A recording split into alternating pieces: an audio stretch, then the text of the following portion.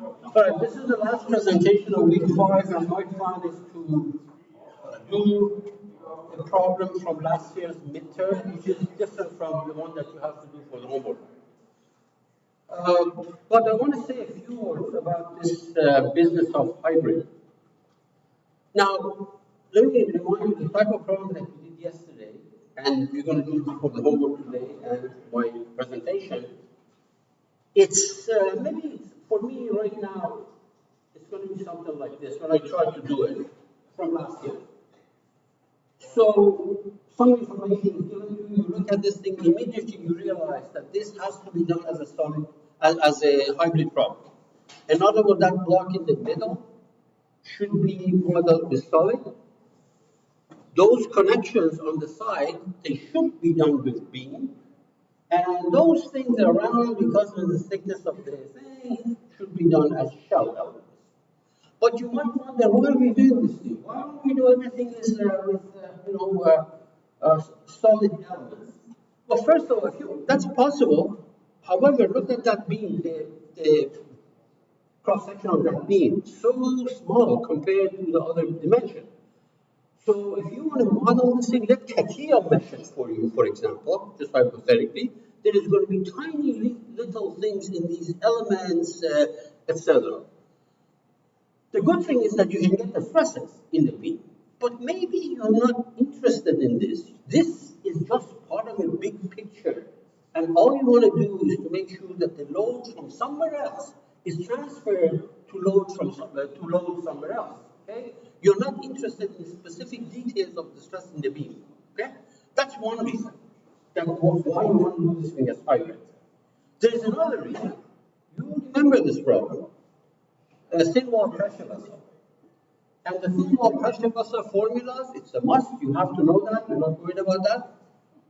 We modeled this thing as shell, entirely as shell element.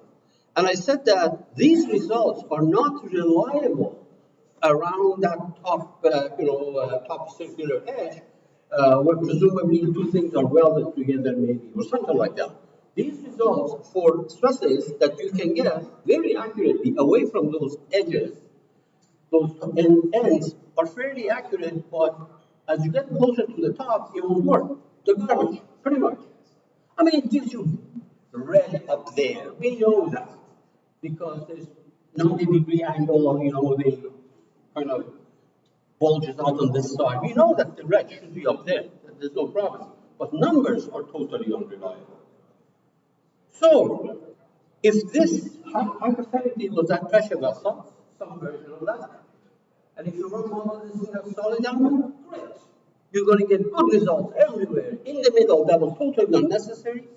And on the bottom and the top, where totally garbage, we generate total garbage. Notice that I did, by the way, put a fillet there, because in reality, there is a fillet there. The problem that we did, we just revolved 90-degree angle. So what people do, they say, okay, close to the top and the bottom, I should not be using shell element because it gives me garbage. Maybe I should model a problem like that. So notice that around the edges, in the bottom, of course, you have solid elements. You get good stress distribution there as long as the mesh is fine. And away from it, like that circular patch at the bottom, or away from it, the shell gives me excellent result. So you use hybrid elements here, okay? If you want to know detailed stress distribution of the pressure vessel close to the seams. Of course, this is the usual mesh, but if you want to do a fancy one, it's going to give you better results. Right now, we can do that. These are much better than the one that you can do by default in generative shape design. Look, triangular element, tetrahedral element, quadrilateral element, and what we call hexahedral break element. This is much better. That is why you do hybrid analysis. Okay? All right. Any question about this?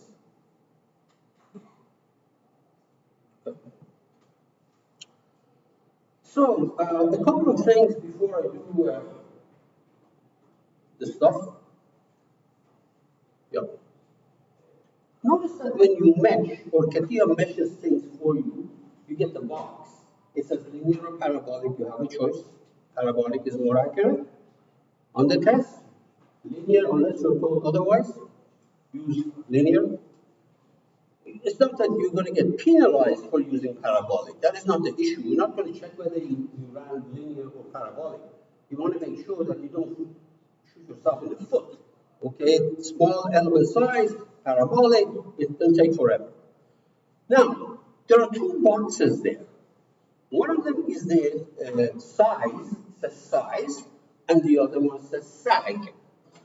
We have a fairly good idea what the size is. Size is roughly the size of this element. The biggest dimension that this triangle, these pyramids or tetrahedral have, the biggest dimension, roughly. The side gives you the deviation of the face of the element. Let's pretend it's linear hypothetically, so that it's a flat surface of these pyramids or flat surfaces. If you use linear, it's going to be flat. And the object that you're trying to measure is curved, so obviously these flat faces do not follow that curved surface. For example, right here, right here, over there, I have a curved surface, and there are solid elements. Okay, right here we can see that solid element, and these do not exactly sit on the face of that object because the face of the object is curved. The panels of that pyramid, these pyramids are flat. It's not good. The maximum deviation between these two is called the sag. Okay?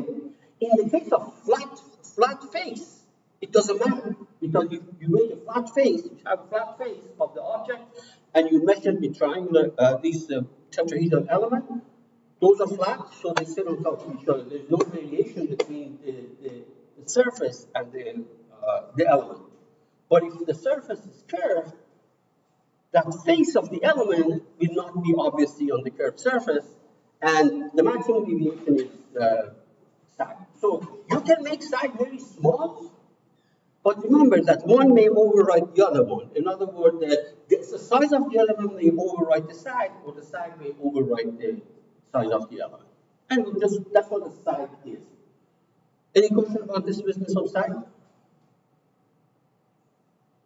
Okay, good. All right, so I will do this problem for you. That is from last year's midterm. You have it for the other section. You're doing the other section. The midterm from the other section. There are 4 midterms. Okay. The dimensions are given here. I'll try to stick to it. Okay, try to stick to it. Now, as I said, you see this immediately. You realize that this has to be done with hybrid elements.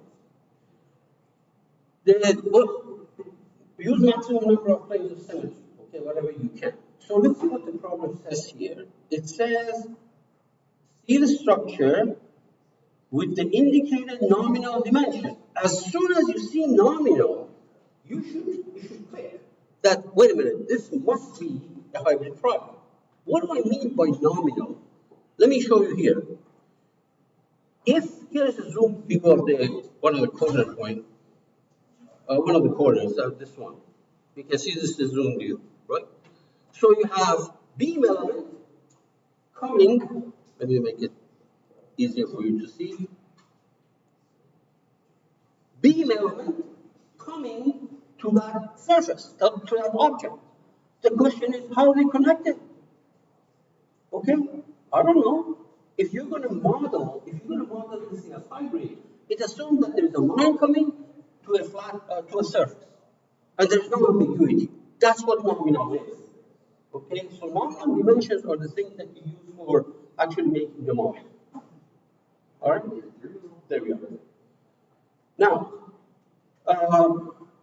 let's look at the issue of symmetry here. All right, so zoom out. There we are. The face ABCD, is subjected to a force of this ABCD right there. No, sorry, this up here. ABCD is up here. the top of the solid, subjected to a force of, 40 pounds in the negative z direction. If on the test you come across an ambiguity, maybe I forgot to put a coordinate system, then ask, okay, uh, so z direction is downward, okay, well actually upward, so we're putting it downward force. Now, what else? The face subjected to this, the edges, EH, FG, etc. All these side edges are clamped, according to what I have here. Okay? Assume that the components are perfectly welded together. That's another indication that we are dealing with possibly a hybrid element. Okay? It doesn't have to be like that. For example, it could be that I have an assembly problem. I put something. This is hypothetically this is a part. This is a part. I'm saying that this is perfectly bonded to that, perfectly welded. This is not a hybrid problem necessarily, but it's a good indication that this could be. Anyway, do the rest of the problem. Okay? So, how many planes of symmetry do we have here? And can somebody tell me in terms of the XYZ coordinate system? It used to be that people would say X or Z or Y. No, give me a plane of symmetry. Give me XY or XZ or YZ or none. Okay, how many planes of symmetry do you have? Two. Yeah, two. That's good. It's obviously XZ and YZ. Okay. Now, the choice is yours. You can make a quarter of this, or you can make the whole thing and then go try to cut it or whatever. I'll make a quarter of it. Okay? What other choice do you have here? What other choice? When you're faced with a problem like that, you have a serious choice to make. What is that other choice?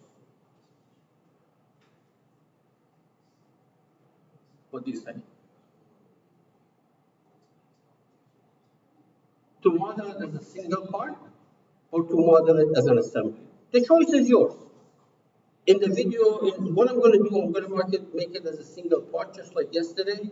And when you watch the video for this from last year, I said that I'm just going to do the single part, okay? And even the homework today that you're going to do, the solution was posted last night because I had a problem sharing it with the GA, so I decided to post it anyways. So that also says that I'm going to assume that this is done in a single part. Okay, so, but if I were you, and some of you have tried this problem and you want to show it to the GA, go home right away. We will not do that, the usual 1 hour after I'm done. If I were you, I would try to do it with an assembly. You have the option here. If you have done it already with a part, okay, you got all this time. Go home, come back, or go have a coffee, come back, or do it as an assembly. Okay, so I have these dimensions here too, and after I'm done with this, I'm going to say a few words about the test. More is going to be coming next week. Okay, so let's get this thing down, and I'm going to go up here, start a part file because that's what my strategy is. File, new part. Incidentally, if you change the name here, the tree, that's going to appear in the tree. So let me change the name here right there. So you can do that later too, but my problem.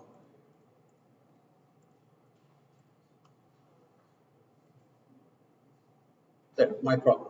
This helps you sometimes because when you open up a file, it says part one, and you may not know which one was it because the geometry may look very similar. So if you take my part or problem one, etc., you know exactly what problem you're dealing with. Let's do a solid object first. So on this plane, I will sketch. Sketch saying that is 2 inches by 2 inches. These are each 2 inch, things, 2 inches by 2 inches. So, and I don't have to center it because I'm assuming it's already cut. It's not a big deal, but why should I do things that are not necessary? There we are, 2 inches.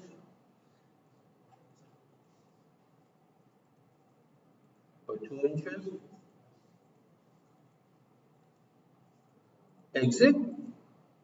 And I believe that the height of that thing was also 2 inches, right there. Again, I want to remind you, nominal dimension, when you say 2, the question is 2 from where? Is it the top face, bottom face, or middle face? If you're modeling this as a shell element, it's the middle face that you're talking. So there is no ambiguity here. In other words, some people were doing, 2 minus half the thickness of the shell and make it that high. You don't do that, okay? All right. For this course, I mean, for living is a different matter. You pad it by 2 inches. There we are. That is the box. Okay. Now let's do this thing around it. So what is it? It's this surface like this surface like that. Yeah. I have a question for you. Are you not tempted to say, wait a minute, if I do only this piece, the 45-degree piece instead of 90-degree piece, I would have done, it would have been okay. Actually, the symmetry is at 45 degree. But what is the issue with that? Why is it that we are not taking a 45-degree sector as opposed to 90-degree sector? Yes? Yeah, well, you're not getting it. You're cutting through the beam element, okay? And I said, do not cut through beam elements, okay? Although it's possible to do things, but you have to make adjustments to the beam shape. Don't do it, please. Don't cut through the beam. Perpendicular to it, no problem. This is why I'm not taking 45-degree sector. Okay, so let's go ahead. This is, let's see now. These are, how much are these? I think this is 2 inches. Yeah, okay, we can do that. So, on that same convenient plane, I will draw. It's easier for me to do it as a profile first, and then we clean it up like this, like that.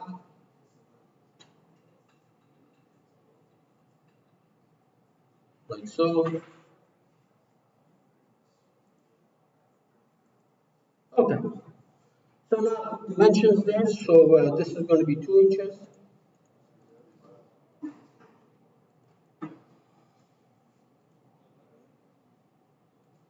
So this is going to be 2 inches. Okay, so these are going to be 2 inches each. So this and that 2 inches.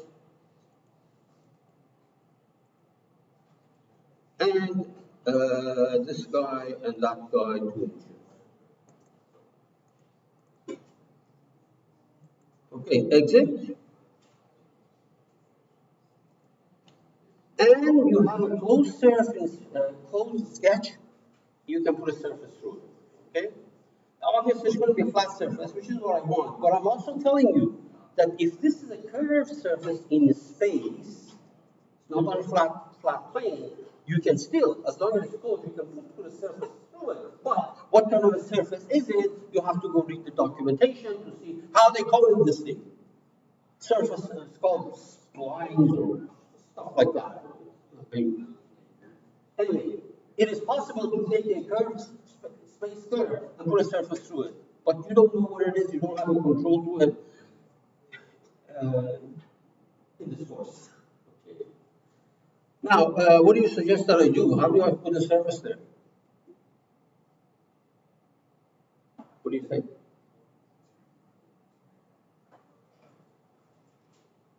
Yes. You're right. You have to go there. You're absolutely right. But when you go to generative shape design, what do you need to do? Let me do that. Let me go there. Okay. We have a bunch of these are surfaces, of course. Right there, different ways of doing surfaces. We have done very few of them. But what do I do with this? What's that? Oh, yeah. No, you got to put a surface there. You got to put a surface there. What are the type of surfaces that we have learned? You draw something, a flat, I'm going to say flat, a curve in space, and pad it. Of course, this doesn't call it pad, it's called extrude. We have drawn something and revolved it. Yesterday in the class, we drew something without a hole, and we put a bound, using the boundary, we fill it. Okay, we fill it. There we are. Click on that closed curve. There we are. Now you could have done more work. You could have done a line there, extruded, a line there, extruded. It's just too much work, lots of work. That's fine.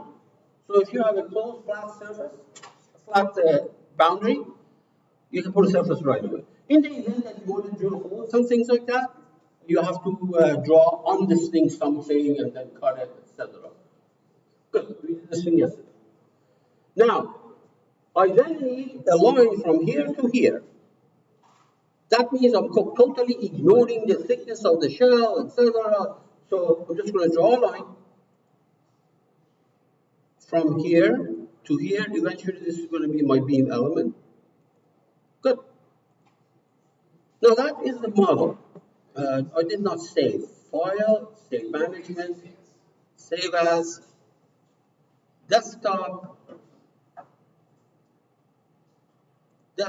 new folder, 830. Okay.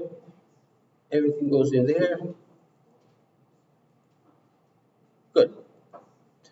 If everything is made out of steel, we might as well put the properties of steel. Yes?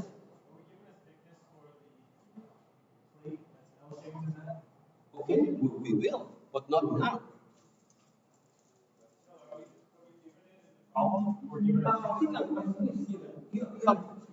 You know, these things happen on the test, by the way. If you look at the problem description, right there, see that? You see this?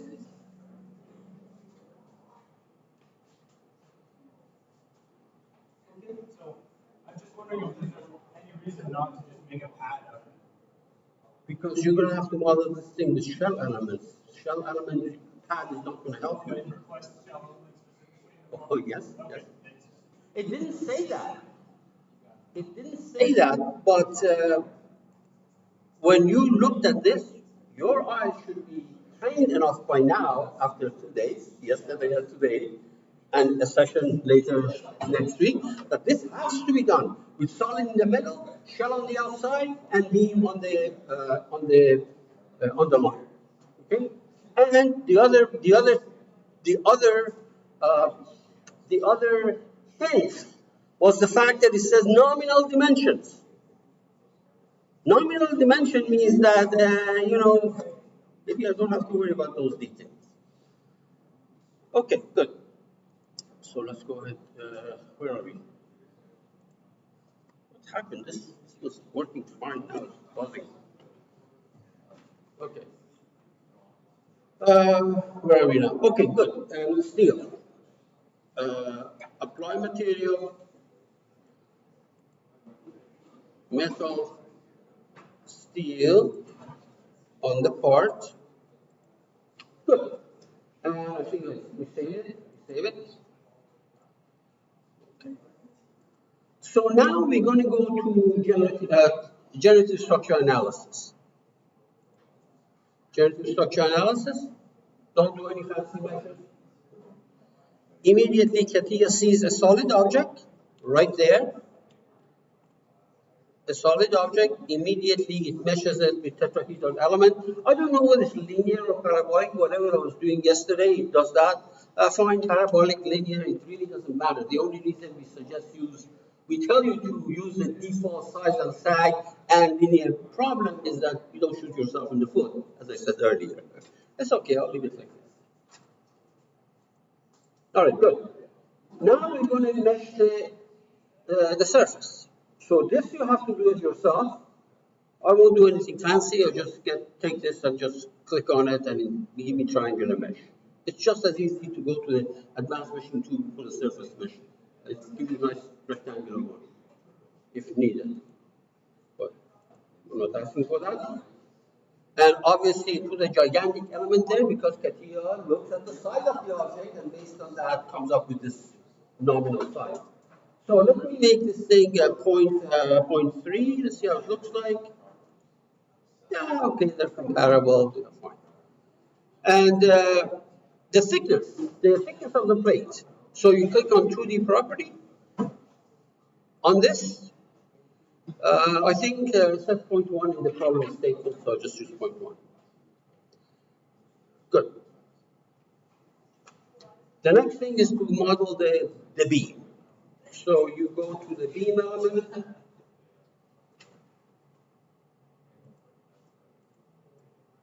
you select it. If it doesn't turn yellow, you know that there is a problem, okay? If you drew it as a sketch, you know that you did not join it probably, okay? But if you're doing it as a wireframe, as I did here, just point-to-point line, you'll do it, you'll do it. So you say, okay, it probably puts one gigantic element through this, because look at the size of the element is 1. This whole thing was 2, so probably puts 1 or 2 elements there. It doesn't matter. Let me make it 0.5, because if, just for your own sake, if you don't put big enough size, you won't see actually the beam bends, because if there's a single element from this point to this point, how do you show you bending? You can't do that. So I just put something bigger there. And in spite of the fact that they say parabolic element works, in most of the problems that I've done, every time parabolic goes on, something went wrong, or it said it's not supported. I don't understand. Why is it's not supported? Why do you put it there? But I just use linear. Cross section. Cross section of the beam, so 1D property. I don't want rectangular. I gave the stuff about the circular cross section. And the radius of the circle, it says 0.05 inch. 0.05 inch. So, is it 0.05? And say OK. And because it's circular, orientation is not necessary. Once you select the line, you can actually close it. Okay? Otherwise, you will have to go and orient it properly. Good. Now, let's go ahead and apply a restraint. You were told that this entire edge, which was part of the big thing, is all clamped. So I'm going to clamp this, this. What's going on? The sketch. There and there. Clamped. All right. We will have to put symmetry constraints here, because this piece of the shell is there because we use the symmetry plane. The rule, we know what it is. On this edge, nothing moves in the x direction perpendicular to it. Rotation is opposite. So on that edge, if you use the user defined, on that edge, does not move in the direction x, right there, does not move in the direction x, and opposite rotations. Opposite rotation, I mean the rotation in y and z are 0. That's this. And I have to do the same thing on the other side. Okay? You have to do exactly on the other side and say okay. Yep? I see a nodding yes and I see a nodding no. No, because the plane of symmetry is different. That is in the x plane. Does not move in y, rotation is opposite. So does not move in y, that's why I always prefer to uncheck these to begin with. Does not move in y, and rotations are exactly the opposite. Okay, let's go on about the solid. As far as the solid goes, you look at this face, you can put it on surface slider because the plane is symmetry. But don't look at surface slider as something wacky and complicated. On that face, you know there is no displacement in the y direction, normal to it, because it's a plane of symmetry. There is no displacement normal to it. So if you don't like surface slider, you can put a user-defined restraint, no displacement in y. It does the same thing. Surface slider is just a quick way of doing something for you. All it does is that nothing moves perpendicular to that face. Well, why not use surface slider instead of user-defined? And the same thing on this side. And notice that the advantage of using the surface slider is that if I had done no displacement perpendicular to that face, when I go to this face, then suddenly we got no displacement in x and rotation opposite. Okay, so it changes from what you did a few seconds ago than now. In other software service side, it may be called rollers. Okay, rollers. Why did it not show up? Let's go. Yeah, let's see now. Yeah, let's try it again. Yeah, okay, good, good. Two faces. You want this face and that face. Okay, so on the top, you're told that there is a pressure of a total force of 40 pounds. You put 10 pounds there, not 40 pounds. If it was pressure, you keep it, leave it alone. And in the proper direction is Z. So 10, right? Minus 10. Minus 10. Good. Always check and make sure that it is what you want. So there we are.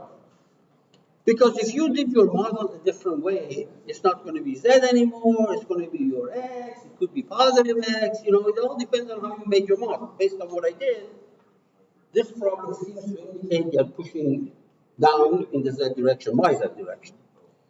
Now, you know that if you run this, it's going to bomb out because this line does not talk to that corner point. So you have to take, and the same thing on this side, by the way. You have to create two connections. Point on the line, vertex on the cube, and another one point on the line and that corner of the shell stuff, surface stuff. So let's do that. Connection number one. And since it's very easy to mess this up, I'm going to hide the line. For the first component, I'll select this corner. And then I go to the hidden space where I hit this thing, and I want to select this point, except that because of the sketch, I'm having a hard time. So just to be on the safe side, I'm going to hide the sketch. And then for the second component, I select this. If I had done it, if I had brought it there and say that white box is in blocking the view, I have to hide the white box, the connection, and then do the same thing. It just saves one step. And another one, let's go there. Another connection. Let me hide this guy because it's blocking my view, and I can easily select that corner. And for the other one, I go to the hidden space, and I'm going to select, where's the line? Right, I'm going to hide the sketch because it's blocking me. There we are. If it's bothering you, you can hide this guy too. But it's all right. So these are both what? Rigid. Okay, it's very tempting to do fasten. It's just going to give you a message, point to point does not support fasten. So rigid is in the distance connection property. Remember, we have these two connection properties. One of them is face to face. Where is it? Right there. Face face.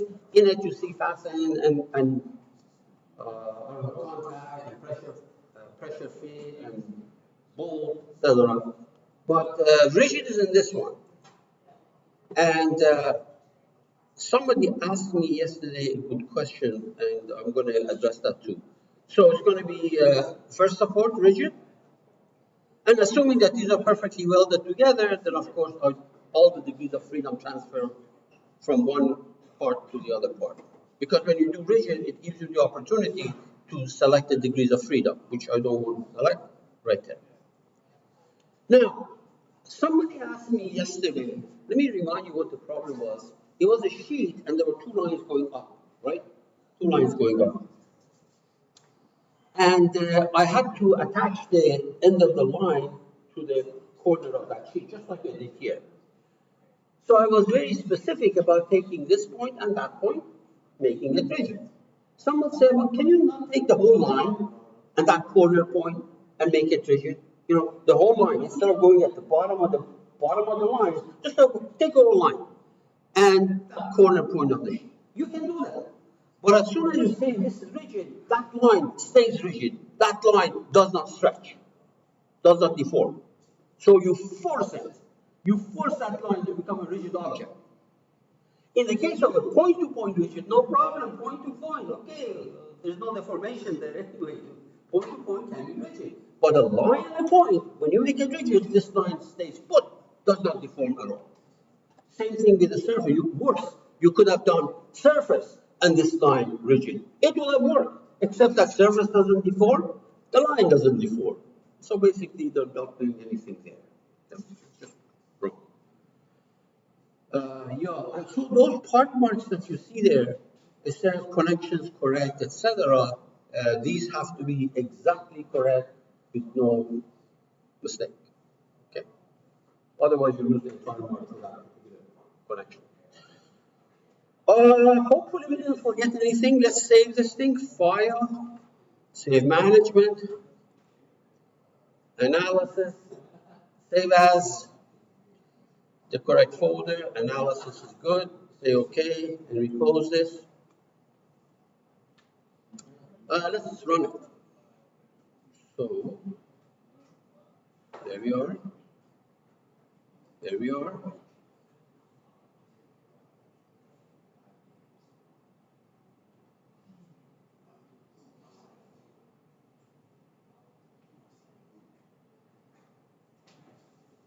Yeah, this is the usual material properties. What is that? Rotation constraint. Yeah, okay. We know that.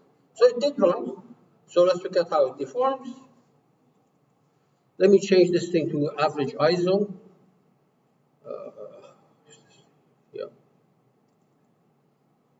Average ISO. Okay. Let me change the material shading. Okay. Okay. All right. So what happened? What happened was F3. F3. I want to hide the tree. Okay. This block went down, which is the way it's supposed to be. No problem. The beam, because it's attached to the block, also deflected. It bent. You can see that. But nothing happened to this piece, the shell. And if you want to make sure, because it's kind of hard to see, it looks like it's 0, but if you want to see it, let me double click on it, and on the selection, select the shell mesh so that you just see the shell right there.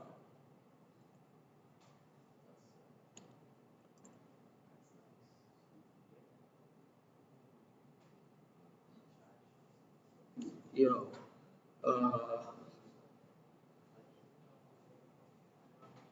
right. Actually, yeah. It did actually also deform. It did deform. It did deform. You can see that. And very tiny stresses, obviously, because it is true that it's flimsy, but that block basically is doing all the displacement as a pretty much as a rigid body, almost. When you do your problem for the homework, you see no displacement there, zero you see. And this is why when I introduced the problem to you for your homework today, I said, look, towards the end, you see something interesting that you may or may not know why. And I didn't expect people to know that, but I suggest that you find out in your mind, in your head, that why is it that your problem, this guy doesn't change at all, doesn't deform at all. Okay? Got 1 hour to do it, right? Yes.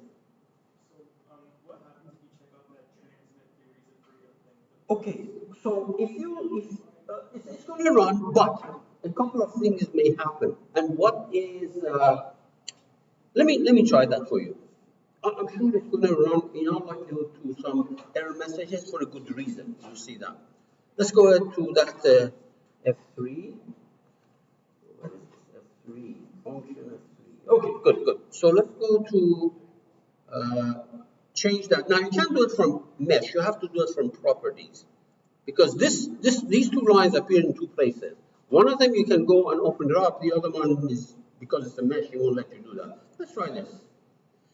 Now, assuming that you want both sides, right? Both sides. So let's say transmitted degrees of freedom. We don't want rotations to be transmitted as if this was actually a cable.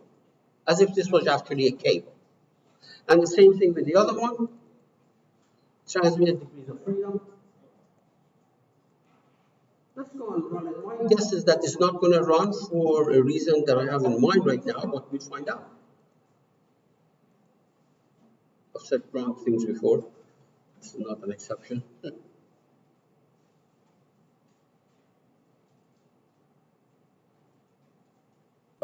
Okay. The reason is that to say that rotation is not transferred here, rotation is not transferred here, means, and it's a cable, means that, okay, maybe, even if it's a beam, you take the end of the beam, you attach a hook to it, and you made a hole and attach it to that hole on this side and a hole on this side. This can still spin about the axis of the beam. This beam can still spin about its own axis. There is that extra degree of freedom that is saying that I can solve the problem because you didn't tell me what to do. Now, if somehow you fix that rotation, then it's going to work. And it's going to be just like a cable. And it can be done. Okay? If I animated this thing, you don't see anything weird. It's just that that beam is spinning about its own axis. You can see that. Let's give it a try because we can interrogate Katia. Well, there's another reason. Yeah, okay. So if you fix that, it's going to go away. This is going to go away. But the reason this happened is essentially we don't have a beam anymore. We have a truss structure. All these elements are attached with pins essentially, and this pin, it can go like that. You know, the structure can go like this. That beam can go like that. Okay. Any questions here? So I did not do it as an assembly problem. It's a good opportunity if you do your homework problem very quickly. You can try one of these assembly. We're not going to check your work until the usual time. Now, I want to say a few words about the test. First of all, this is going to come up again next week, and I'm going to remind you. And in fact, I'm going to send the PDF file to people so that they have a document. I'll put it actually on YouTube and email it to you. On that day, when you come in, the test starts at 8:30. Yeah. So, in the past, we ask people to leave around 8:15. We ask people to leave because people come here earlier and do their work and things like that. Okay, we ask them to stay out there, and then we let you in around maybe 8:20 or something like that. One by one, it's like group, but we spread you out. You know, you go there, you go there, you go there. So I don't want to do that. So we'll let you in. You go sit next to your friend if you want. I don't care. Okay. The things that you and your friends test are going to be different. They may even look the same. They are different. And I already told you that concentrate on your own stuff. We're all good. Unfortunately, these things happen sometimes inadvertently. I want to stretch a little bit. Oh, this guy's model is double mine, you know, because he has a different problem or she has a different problem. All right, that's the first thing. Then you can bring anything you want in non-digital form. Printed, written, book, whatever. Copy of the book, which I don't condone. But you can bring it, but no digital format. And what that means is that if you came and sat on your computer and you had downloaded the videos and you put it on your Y drive or Z drive or whatever it is, OneDrive, you cannot watch that. That is digital form. Obviously, you cannot go to internet, you cannot email, those are for sure, web access. But even downloading something and putting it in your Y drive, not Y drive, your OneDrive and watching it is a no-no. We're gonna give you a warning, okay? And if we see it happen again, then I'm going to report this to the associate dean. I'll pursue it. I don't care. I'll pursue it. Okay, it's going to be a big hassle for you, big hassle for me. Okay. The point is that you had 6 weeks to sort these out. If there are any issues, write it down. Okay, so that. Now, when you do your problem, and I'm going to give you the format of the problems and the marking scheme and things like that, roughly, you have to upload your work. Your work means that there's 3 problems.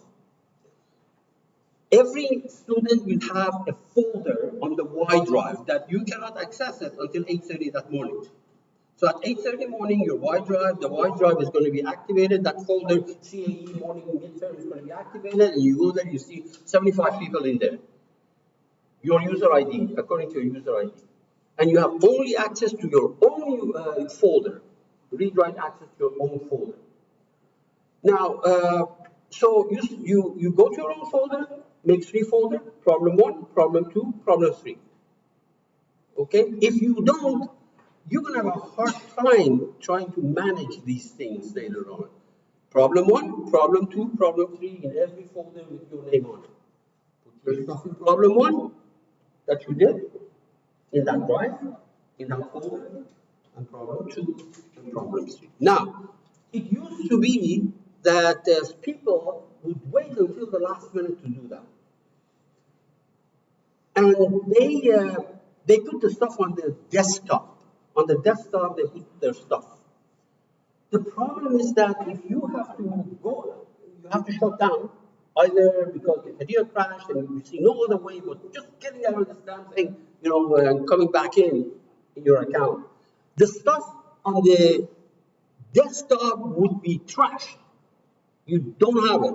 At that time, I would tell them to put the stuff, at least for your own good, on your personal drive, which we usually call Z drive. Okay, this is 3 years ago. I checked, they're saying there is no Z drive, but the OneDrive, your own OneDrive is okay. However, there is no automatic synchronization right away. In other words, if the computer crashed because of the last change that you made maybe 5 minutes ago, you may not do. They told me that they don't guarantee that whatever is your OneDrive is precisely what you intended to submit. There's the synchronization between the Y drive and you're sitting there is not instantaneous. So if I were you, I would put it in my OneDrive, but when you're done, just immediately put it on the Y drive. You can always use Y drive as your base, but some people don't do that. Any questions there? Yes. What's Y drive? There is I'll get the instruction. I'm sure you know. You go to there is probably a folder there. You click on it. There's going to be your probably OneDrive, whatever, and one of them is going to be Y drive. And this Y drive is used by other instructors too. I'll get it. Oh, we'll find out. Okay, now.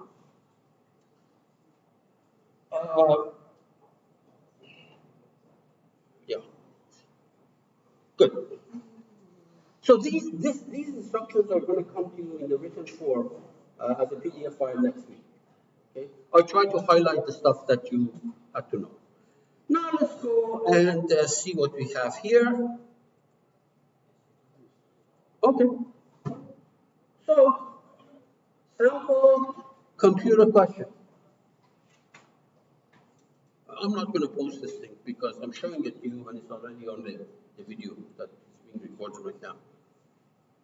Sample software problem, 120 minutes. Now remember, the way this is going to work is that when you walk in at 8:30, when the test starts at 8:30, we give you a 3-page document, front and the back type. There's 22 questions on it.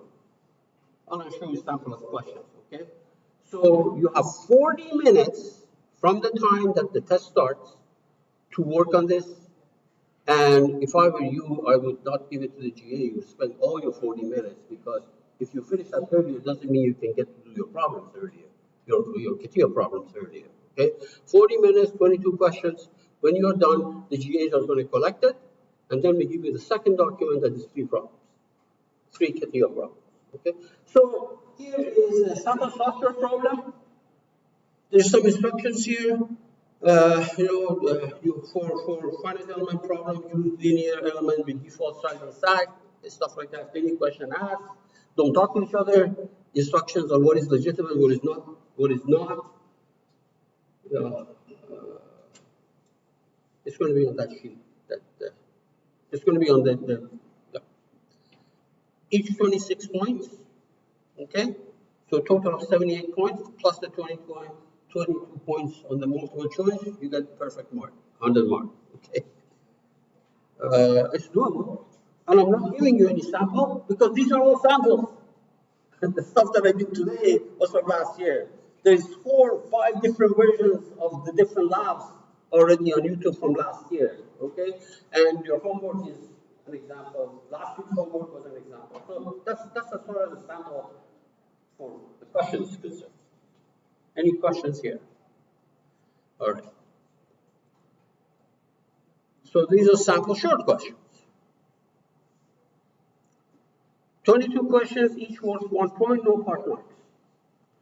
And obviously, notice the format is for you to put your name, your user ID, same thing was on the other one. Okay. Let's start with this. Sample short question.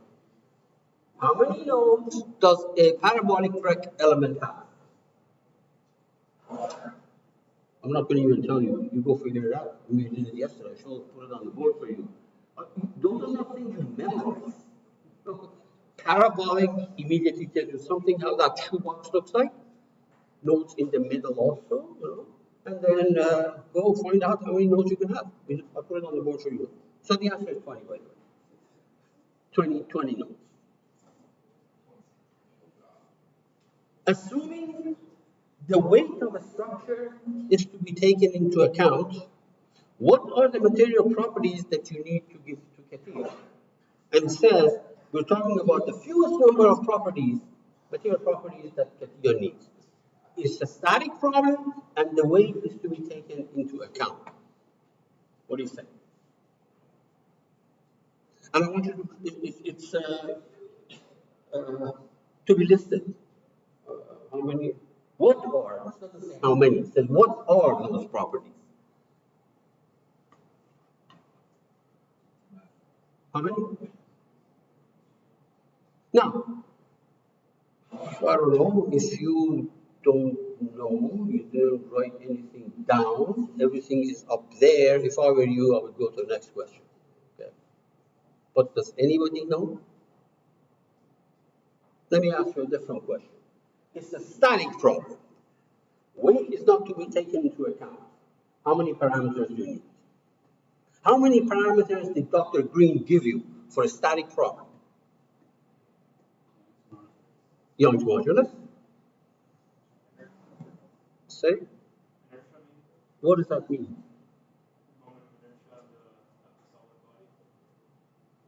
What is moment of inertia of a solid body? That's a moment of inertia is only for beam elements that we needed, for example, right? No. There's one other thing Dr. Green would have given you. If it was not, if for a beam problem, you don't need that. But for a non-beam problem, you need it. You go figure it out. There's 3. So this is static, right? And the weight is taken into account. Because of that, you need a third thing. You will figure it out because if I told you that it comes from one ear, goes from the other end. Now you put some effort into it. Okay. I'll give you some information here, a structure like that. And these ends are pumped, area is given, height, length is given, I don't know, force is given, and it says how much does this point move. Okay?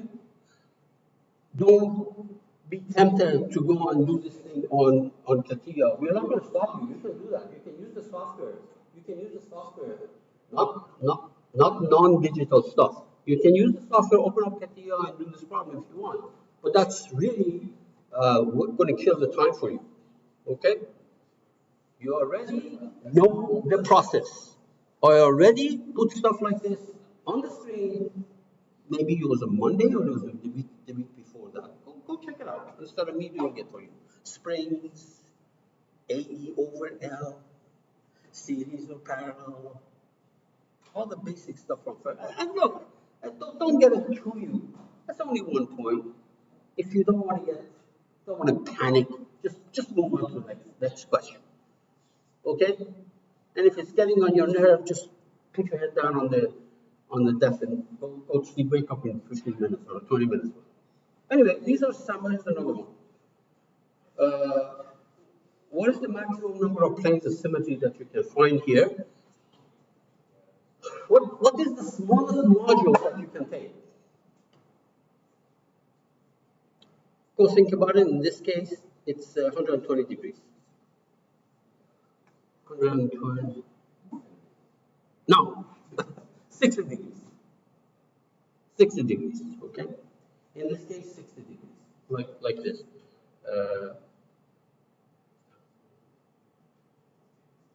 Okay, 60 degrees, but it doesn't answer the question. How many planes of symmetry are? When you hit 60 degrees, what do you do? Yes. How about the middle of the thing, the middle of the disc? You cut it there too? No, because you're pushing it down. It actually bends. So the answer is two. And this is irrespective of whether you took 60 degrees or 120. Even if you took 120 degrees, it's the same answer. Okay? It doesn't matter. But if you were to model it, you would take 60 degrees. Well, last one. These you like dot dot dot. Okay. But this one is asking you a question. Consider a simply supported beam. Uh, I didn't put a drawing for the simply supported beam. You know where it is, a pin here and a roller there or pin there. Okay, what is, circle the sector shape of the, what first mode of vibration? I'm giving you three here. You have to circle the first mode of vibration of this. What is the easiest mode that this thing can vibrate in? What would that be? Which one of these? These two ends are the pin and the roller. That's what it is. The length of the pin is like that. What do you say? The top left. Top left. I mean, obviously, I leave this thing in class. Except that, for one point, it's fair to ask the third-year engineering student what the answer is. This is in spite of the fact that you haven't taken course in vibration. But this is, okay, any questions? So I'm not going to bother sending these things to people. That one document that outlines the issue of void drive and things like that, process, that I'm going to send it later on once it's completely finalized. It's all finalized, but wait until next week. Okay, if there are no questions, you should have access to your stuff. You can do that at 10:30. You're going to check your thing.